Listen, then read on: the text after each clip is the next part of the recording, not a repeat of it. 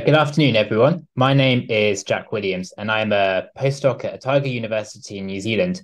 But today, I'm mainly going to be talking about some research I did whilst I was based at Bristol and Cardiff universities as part of Prepare and Safer Prepare project looking at seismic hazard in Malawi. And I'd like to start by acknowledging my great group of collaborators, and in particular, our partners in Malawi itself. So apologies, today's talk is going to be very East African rift focused, but I hope those of you who maybe work in other active rift can still get some ideas from this talk. The reason that we're kind of interested in the East African rift is that its seismic risk is quite considerable when you consider the three components of risk. So we've obviously got the hazard from the rift extension being accommodated by normal fault earthquakes, particularly in the kind of magma poor western branch of the rift.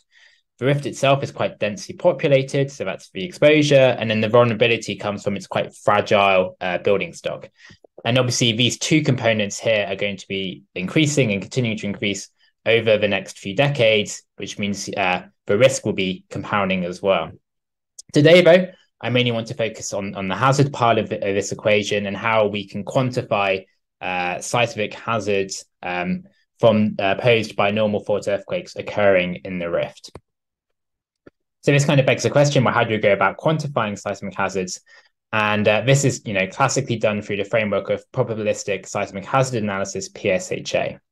So apologies if some of the other speakers in this session have gone through it already, but just to kind of give you a crash course into it, this is not about predicting earthquakes in terms of a specific magnitude, time, and location that they're going to incur, but about giving some probabilities at which different ground motions are going to be exceeded over a given time frame. So the way you go about this is you would, for a site that you're assessing for psha, you would identify all the earthquake sources. So these are kind of active faults that lie nearby, and you have some kind of slip rate estimate, or maybe from instrumental or spherical seismicity, you can define volumes in the crust, which tend to have quite uniform rates of earthquake. You would then define some kind of magnitude frequency distribution or source to site distance equations as well. And you can then feed that into empirically constrained ground motion models to get rates at which ground motions are being exceeded. For those of you who are interested, there's a really great kind of introduction to this framework written by Jack Baker that you can find easily online. The kind of three key things to know about this. First is only considering ground motion. So we're not considering other earthquake hazards such as landslides, surface rupture, tsunami, liquefaction, etc. But what's great about psha is because it's probabilistic, we can consider lots of different scenarios and do kind of sensitivity analysis to quantify our uncertainty. And finally, one of the products of psha are these kind of seismic hazard curves, where for a given site, we can say these are the different rates at which ground motions are being exceeded, and you can give that to engineers to hopefully design seismically resilient buildings. So in the context of the East African rift, psha has obviously been conducted before. So I'm showing an example here from Poggi et al. As part of the Global Earthquake Model program. And what they did is they looked at the kind of historical and instrumental record of seismicity across the entire rift. And they then used that to define kind of areas where they felt that the earthquake rates were reasonably uniform, to define these aerial sources, each of which has a Gutenberg-Richter earthquake magnitude frequency distribution fitted to it. And from that, they were able to develop these psha maps. And that's fine as kind of a first approximation of seismic hazard in the rift, but there are a few issues that I would like to highlight about this kind of approach. First off is that, there's not that many seismometers in East Africa, and because it's quite a slow extending rift, there's just not many earthquakes occurring anyway. So the record of earthquakes we have is quite limited, and it means that when you're defining these aerial sources, you have to have quite large areas to make it kind of work. And that means that, in the context of somewhere, say Malawi, that you have quite uniform seismic hazard in this approach. Even though from geodesy, you would say that actually the rift extension rates and by de facto the rate of earthquakes, it gets higher from south to north. And if you look at kind of faults across the rift, you can see that there's variations in how active those faults are. And that's not really been encapsulated into these kind of seismic hazard maps. Secondly, you're putting a lot of weight into the kind of observed maybe 50 to 60 years of reasonably well observed earthquakes in East Africa being kind of indicative of the next 50, 100, 1,000 years of seismicity in the rift. And that's problematic. First, because these are low slip rate faults. We have long recurrence intervals, and we're only sampling a very small part of our earthquake cycle in these records. And these earthquakes and these faults themselves might have quite clustered and complex earthquake intra-event times. And that's kind of borne out by when we looked at we convert earthquake rates to kind of extension rates, but don't really match the extension rates we get in the rift from geodesy. Now, you can kind of get around that by saying, well, maybe you can increase the maximum expected magnitude you would have in each area or source zone so it's higher than what's been observed historically or in the instrumental record. But there's problems with that. It can be quite arbitrary. And I think when people have done that in the past, they kind of underestimate them when you look at kind of the length of some of the faults that are in those regions. So this is where kind of more of a fault-based PSHA comes in. So with faults, you're obviously saying sort of the earthquake occurring randomly within a volume of crust. It's occurring on a discrete plane. So it leads to much more localized and finely resolved seismic hazard maps. And you can also consider longer term data. So you can consider geologic data, which considers thousands, tens of thousands of years. And you can also consider geodetic data, which gives you a better idea of kind of interseismic strain accumulation. So this is kind of a gold standard example of this kind of work from California, where they basically threw in a whole bunch of geologic and geodetic and instrumental seismic data to create this kind of forecast of future earthquake rates along known mapped faults in California. And when you feed that into PSHA, it comes up with, quite finely resolved hazard maps where clearly it's localizing the hazard onto, San Andreas, the Garlock faults, and the major faults in California. So in terms of our work in Malawi, we chose Malawi because this is an area where seismic hazard is likely to be high. It's a magma poor part of the East African Rift Western branch. So that rift extension is likely to be accommodated by normal fault earthquakes. And so in terms of building kind of some more fault information into PSHA there, the first kind of step was simply just to map the faults. And that's what we did through the Malawi active fault database, where we use kind of high resolution digital elevation models, fieldwork to kind of systematically map faults, and also seismic reflection data to map some of the faults offshore Lake Malawi. And we won't go into this in too much detail, but this work is described in a paper in GCubed from last year. We then also developed a complementary database called the Malawi Seismogenic Source Model, the MSSM, where we basically assign some kind of slip rates to those faults and a bit more idea about their seismicity they might produce. To get slip rates, typically you might use kind of paleoseismic data or kind of the offsets of surfaces with known age. We don't really have that information in Malawi. We can't really do that. So instead, we've taken kind of an alternative approach where we've gone, well, we have an idea from geodesy about how fast the rift is extending. And we have some idea from kind of analog models of continental rifts and kind of observations about kind of scarp heights and faults in Malawi and elsewhere in nearby Tanzania, for example, about how that rift-wide extension might be localized onto different faults, and in particular on the kind of big rift-bounding border faults and on the smaller intra-rift faults. And that's kind of encapsulated in this equation here, where we could basically calculate this, well, estimate a slip rate for each fault in the rift. And this is work that's described in a couple of papers that have come out quite recently. The other part of the MSSM is giving some idea about earthquake magnitudes, which you can get from kind of length scaling relationships, and also the occurrence interval, which is the kind of the single event earthquake displacement divided by the slip rate. So the earthquake displacement you would typically also get from kind of scaling relationships, but you have to be careful about kind of doing this because you could easily just say, okay, we have this fault we've mapped, and you just basically assume that the next earthquake on it is going to rupture the entire fault. But what we've seen, recently in earthquakes is that faults can rupture in kind of a variety of different configurations. They don't just have to rupture along the length.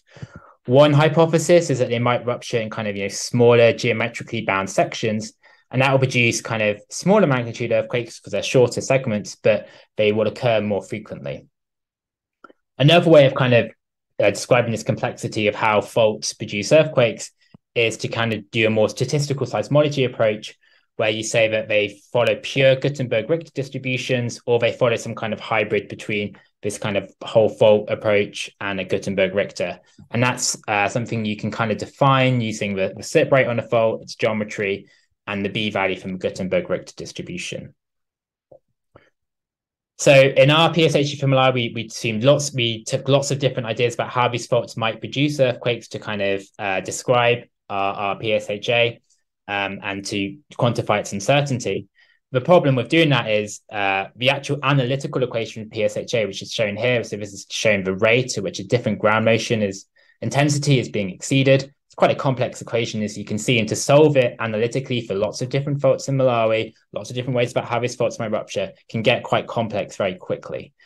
So instead, what we did is we actually basically did a Monte Carlo approximation of this equation using what's called stochastic earthquake catalogs. We basically randomly generated earthquake catalogs using the data in the MSSM, where the governing equation is this one here, which is basically saying the time to the next earthquake on a specific fault is partly a function of a random number and also its earthquake rate. So that's basically 1 over its recurrence interval. And this is what we'd say would be a time-independent Poisson approach. So it's basically saying when you generate really long catalogs, so we generate ones which are 10 million years long in total, that the rate of the probability of an earthquake occurring on any given year in that catalog is always uniform. And that's going to be quite important, as you'll see later. We also, because the active fault database is likely to be incomplete, we can't map every fault in Malawi. We also do consider some aerial sources in this work as well. And then from these catalogs, we can evaluate them all using some ground motion models to then get that rate at which different ground motions are being exceeded.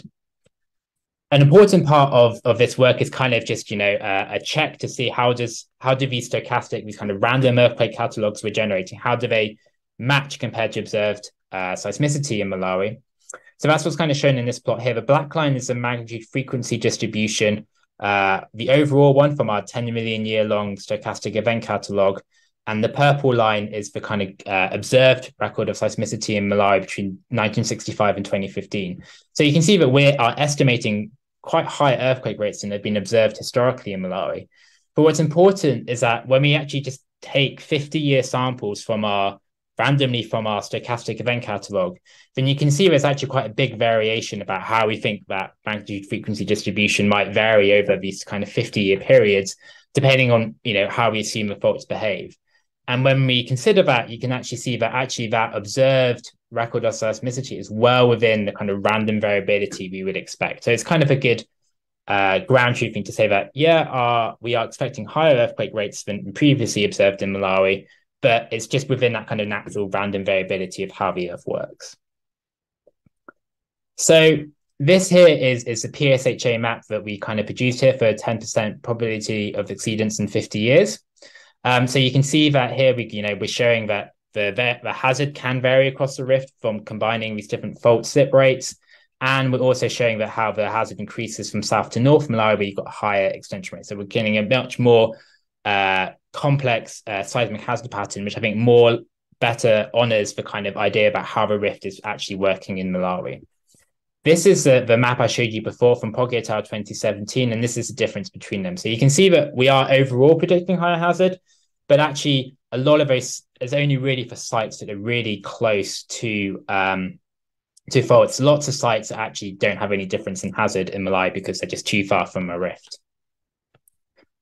In our approach, because we're considering different ways about how faults behave in terms of the on-fault magnitude frequency distributions, some things I always haven't mentioned is actually the seismogenic layer in Malawi is surprisingly thick. It's 35 kilometers thick, and we've taken some different ideas about how that might feed into PSHA. So there's quite a bit of uncertainty in this, and that's kind of shown in these plots here, which shows there's a lot of uncertainty in the actual seismic hazard values around faults.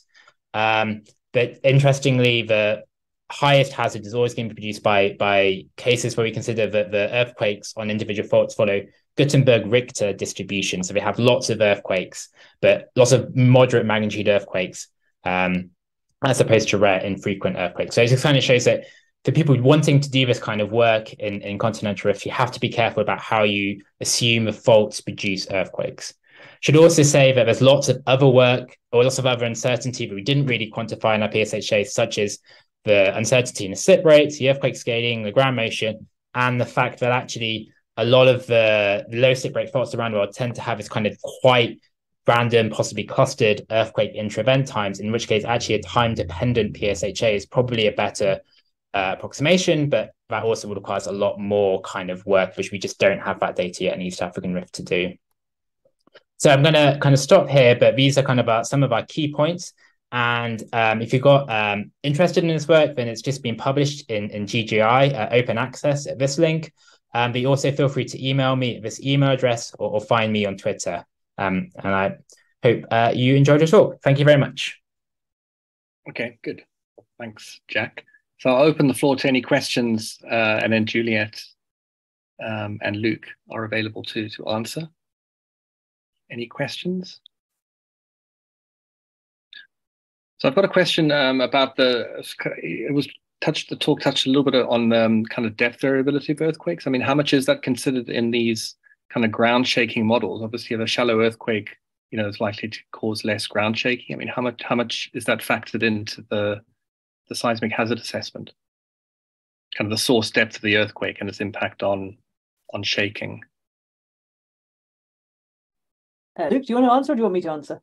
I can give it a go, and you can tell if I've missed anything. So, in our model, we essentially we allowed the earthquakes to kind of float anywhere within the seismogenic layer. So, within those stochastic event models, those 10 million year records, the earthquakes could occur anywhere within the seismogenic layer. What's less well constrained is the actual kind of ground shaking response from those kind of deeper earthquakes, because most of the ground motion models that we have from around the world are built in kind of standard, I'll say standard continental crust. So, 15, 20 kilometers thick. And so it's quite unusual to get these really deep earthquakes in those regions. And so they're not really accounted for in the ground motion models that we used. Okay. Anything, Julia? Just to say that one of the parameters that is not well constrained is actually how deep the earthquakes could go. And Jack did try several different ideas for that to see how sensitive the seismic hazard was. And I went on maternity leave just as he got to this bit. But I think the conclusion was that the models weren't particularly sensitive to that. Is that right, Luke? I think so, yeah. We got to the stage of deciding all the different things we were going to test. And then I came back from maternity leave and it was a year later. Okay, thanks. There's a question from Cindy. Cindy, you want to ask the question or should I read it? Okay, I'll read it. So there's a question. How are you working with Malawi and Mozambique to communicate hazards and to inform building codes, etc.? I can have a go at this one. We're working very closely with Malawi in particular, with the Geological Survey and with Chancellor's College at the University of Malawi. They've been involved in all our field work and they've been on visits to us, and actually the fault map has quite a huge amount of input from them and is available open source for anyone who wants to download it in a variety of GIS formats, but our colleagues mostly seem to use QGIS for doing that. And they've also been involved in the seismic source and the PSHA things, and they have all of those kind of maps to communicate. We're also working very closely with engineers here in the UK, but also in Malawi at MUBAS, it's now called. And they've been doing a lot of surveys of building stock to try and characterize the types of buildings and how vulnerable they are. And they've been testing out an app which allows them to collect the data themselves. They've collected an enormous amount of data.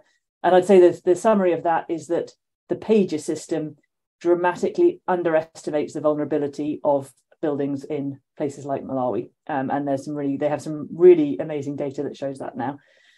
So we're communicating through them and they are working with to improve the building codes. They are the right people to be working on the building codes. Okay, thanks, Julia. There's one last question from Sasha in the chat. I think he's got bad internet connection. It's how much effort would it be to apply the workflow to other East African countries? Like which part of this workflow takes the most time? I would say the making the fault map in the first place. Luke, do you reckon that's right? Yeah, I was going to say the same thing. Yeah, I think that might well reflect our bias as geologists, but the fault map was a huge kind of collaborative effort between ourselves and our colleagues in Malawi, and probably took a good 3 years to kind of bring together. So yeah.